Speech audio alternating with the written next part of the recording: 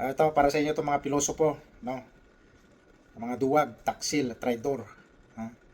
Hindi naman tayo hindi naman tayo naghahanap ng gulo o gera na yung mga sinasabi.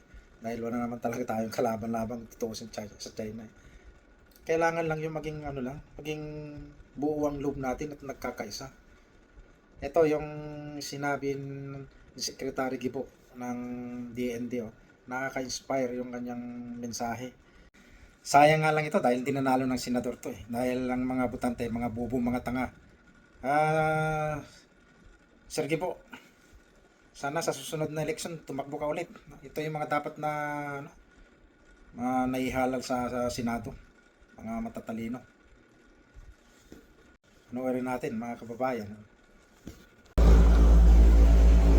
Siseryosohin po natin ang threats sa ating national security.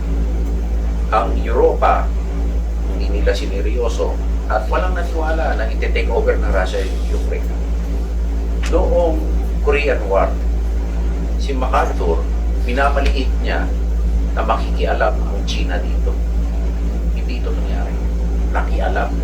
At ang kalaban nga ng mga Pilipino, mas nakararami ang China kesa sa North Koreans.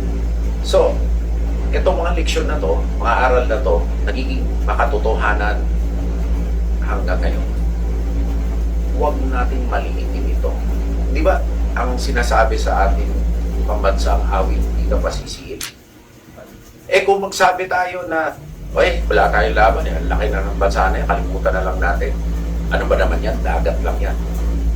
Huwag na tayong kumanta ng pambansang awit natin. Huwag na tayong manumpa sa watawan. Kalimutan na natin. Magpasakop na lang tayo. Bagamat pinagpala tayo ng Diyos na hindi tayo nakakita ng digmaan, huwag na nating hayaan ang mga katotohanan sa ngayon ay umovertake sa atin at balang araw pag-isip natin. Hindi na tayo Pilipino, kundi sinakop na tayo ng ibang mga powers.